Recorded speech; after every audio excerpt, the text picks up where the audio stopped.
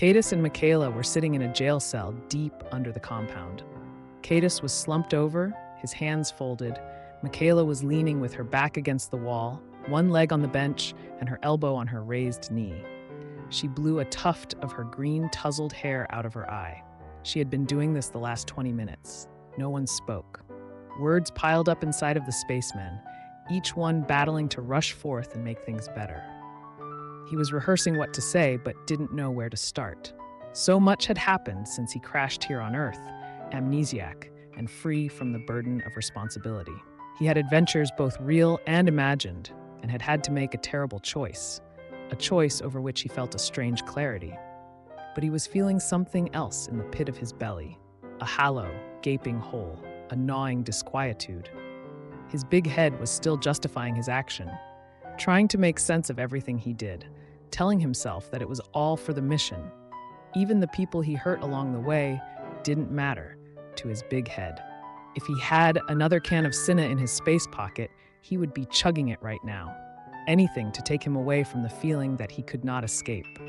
This Earth friend, Michaela, was so spirited and open when he met her. She helped him, connected with her friends, and showed him a good time. They laughed, teased, and enjoyed each other's company while they searched for his memory. In the belly of the spaceman Cadus, the gnawing disquietude grew like a hunger for which there was no food. Michaela was someone he betrayed, knocked over, and burgled. His big head was trying to tell him that it was all for the mission. The mission. How do you like the mission now, you big head? The words spilled out of him accidentally. Excuse me? Michaela was suddenly a ball of sass at this exclamation. No, not you. He smacked his helmet with his hand. Me, my big head. I've been so focused on the mission to the exclusion of all else that, I don't know, maybe I'm a new person since I landed here, or maybe I've always been this way. Michaela scoffed. What way? Weird, piggish, uncaring, myopic? He felt those words. Spaceman's eyes reached for hers. Michaela, I don't know what to say. At least he was trying. Michaela did not seem receptive. You left me on the side of the road. You stole my bike. And what's worse, you went behind my back, and I'm pretty sure you stole that Cinna. Do you know how hard it is to get that stuff? Do you know how long it took for me to get cool with Iggy and the rest of the yurt people? No, replied the spaceman, feeling the pit very sharply. It took a long freaking time, the green-haired mechanic shouted. Ever since I met you yesterday, my luck has been terrible. Now I'm in jail cell. I just want my life back. The spaceman tried to explain. Michaela, I am from another planet, sent on an important mission to kill Telomere Princess, Safia. I crashed into this planet, forgot everything, even my name. But you helped me. You are my friend. Michaela said nothing. Cadus continued. I know. I was so focused on my mission that I didn't consider you. I pushed you and stole your bike. And also that Cinna is powerful. I was quite myself. I'm not really sure who myself is. That's why I couldn't kill Safia, because I thought maybe I had developed feelings for her. He felt two new pits, one after the other. The first was in not carrying out his mission. The second was for failing to save Safia. It was difficult to concentrate. After I decided to try to save her, I felt like I was tearing apart part of myself, but an ugly part of myself that I didn't like. Her story was so compelling, and she was so beautiful, and curious and brave, and I had this feeling like she needed to stay alive. I guess since I crashed, I've become a really bad soldier. Michaela laughed finally, and a dapple of sun shone into his pits. You can say that again. You killed that other spaceman. Your superior office?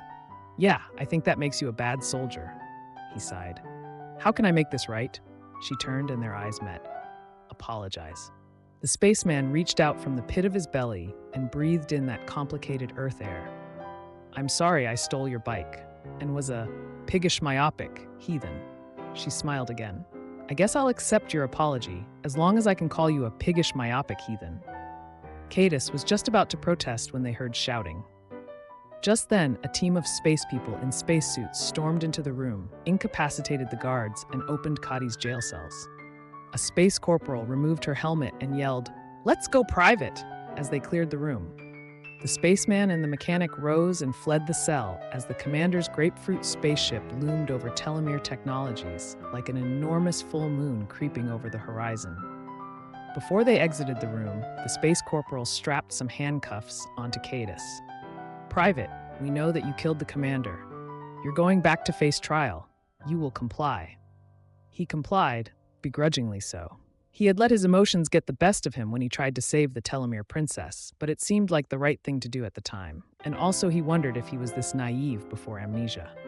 That face, those wondrous stories of travel and curiosity, that poise, dignity, fierce femininity, triumph, and intelligence. Glowing. Glowing right in front of them? How?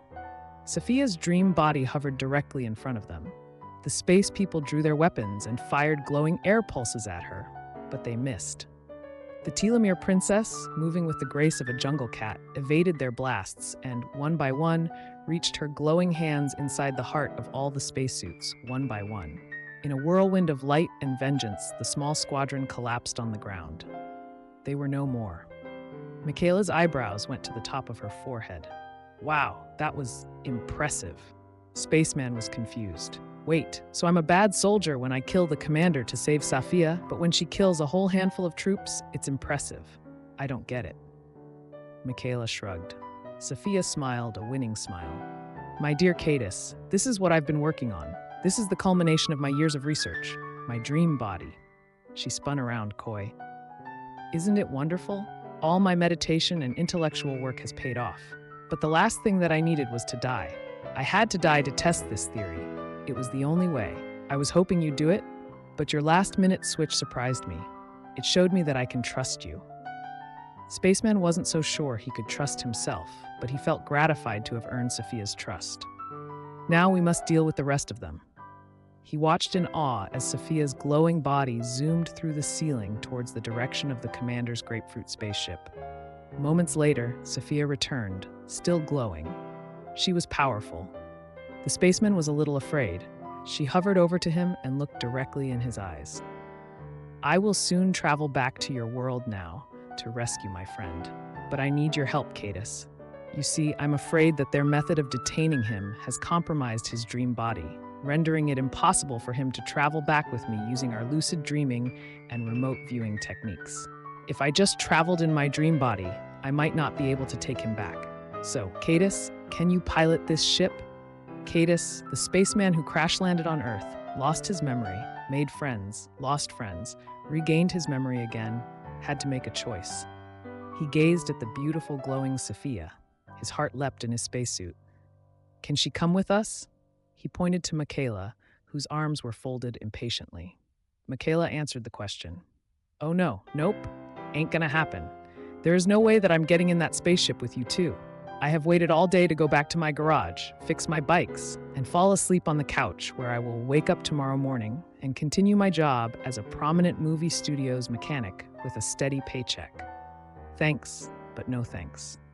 Cadus looked at Sophia in all her power, as if to ask her if she would compel Michaela to board the spaceship, but he let that thought die on his tongue without leaving his mouth.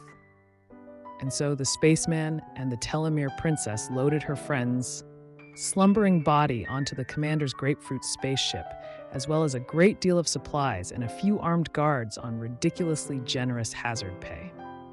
The spaceman got the citrus fruit spaceship running, and it blasted off to begin its months-long journey across space.